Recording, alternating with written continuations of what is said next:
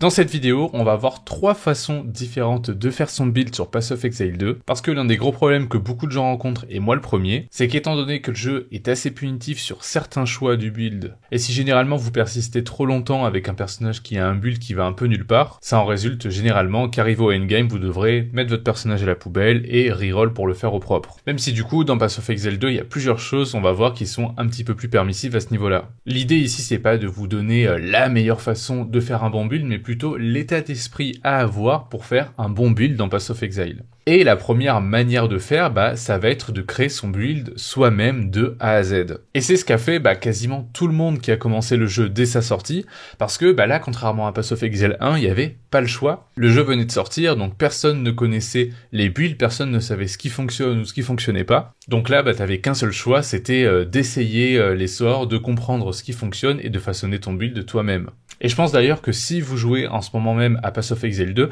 faut pas partir dans le même état d'esprit que dans un autre hack and slash ou que dans Path of Exile 1, dans le sens où il faut pas se dire que votre personnage doit être hyper optimisé, etc.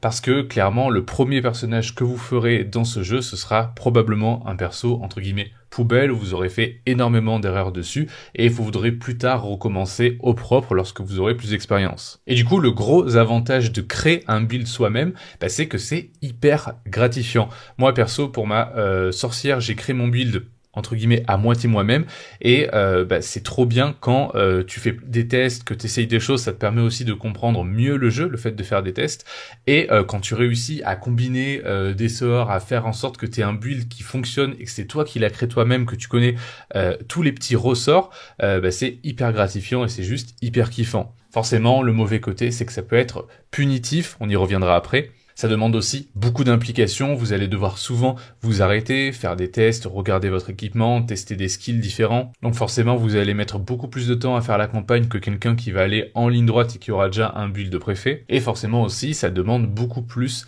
d'heures de jeu et d'implication de la part de la personne. Et du coup, vous vous demandez peut-être pourquoi est-ce que c'est punitif, vu que dans Path of Exile 2, on peut se faire rembourser les points de passif. Alors déjà, les points de passif, le remboursement, ça augmente au fur et à mesure des niveaux. Genre là, par exemple, je suis niveau 43, je crois que ça doit coûter genre 1000 pièces d'or par skill. Donc franchement, là, en étant à l'acte 3, si je devais refaire tout mon arbre de skill, ça me coûterait pas mal d'or. Je roule pas non plus sur l'or, j'en ai 30 000. Donc je pense que honnêtement, si je devais me faire rembourser tout mon arbre de passif, je préférerais clairement faire un nouveau perso plutôt que aller grinder de l'or pour me rembourser tout mon arbre. Et ça, à la limite, ce que je vous conseille, ce que j'ai déjà dit dans une autre vidéo, c'est que essayez d'évaluer, entre guillemets, comment vous kiffez votre personnage environ vers l'acte 2. Comme ça, essayez de vous dire que vous faites pas toute la campagne, c'est-à-dire les 3 actes normaux plus les 3 actes difficiles, pour vous dire ouais, finalement pas ouf le perso, c'est un peu dommage. Vers on va dire l'acte 2, fin de l'acte 2, vous devriez commencer à avoir un build qui commence tout doucement à marcher sans être non plus hyper explosif. Mais c'est à ce moment-là que vous pourrez un petit peu juger votre personnage et vous dire est-ce que le gameplay me plaît un minimum et est-ce que je vois comment est-ce que je peux le faire évoluer. Si oui, dans ce cas, je continue. Sinon, à la limite, il vaut mieux ne pas hésiter à reroll. Mais la chose qui est vraiment ultra punitive, ça va être l'ascendance, parce que une fois qu'on a choisi une ascendance, on peut plus revenir dessus. Et si jamais votre ascendance vous convient pas, vous avez plus qu'à reroll. Et donc du coup, pour celle-ci, lorsqu'on la débloque, on peut la débloquer à partir de l'acte 2, mais moi je vous conseille grandement d'attendre pour 2 raisons. La première, c'est que plus vous attendez et plus vous allez avoir le temps de réfléchir et de optimiser le build de votre personnage pour savoir vers quelle ascendance vous voulez partir.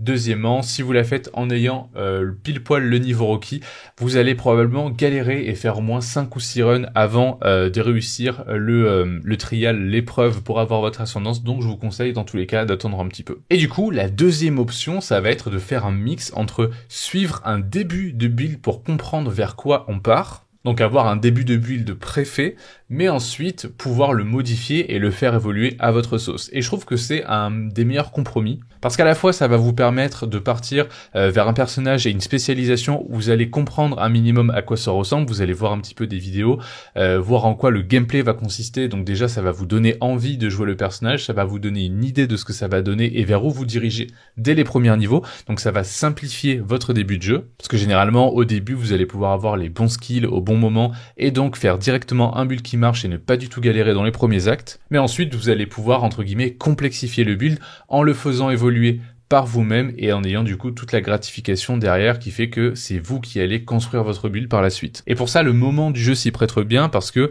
là, ça y est, le jeu est sorti depuis une semaine, 10 jours et du coup, par exemple, sur Maxroll ou même sur YouTube, commence à y avoir des builds un petit peu dans tous les sens. Donc par exemple, imaginons, bon ça c'est déjà ce que je joue, mais imaginons que je veuille suivre le Minion Army Infernalist guide. Bah, ce qui est trop bien, c'est que je vais juste hop avoir à venir là, à lire un peu, voir ok le gameplay il consiste à ça, ça, ça.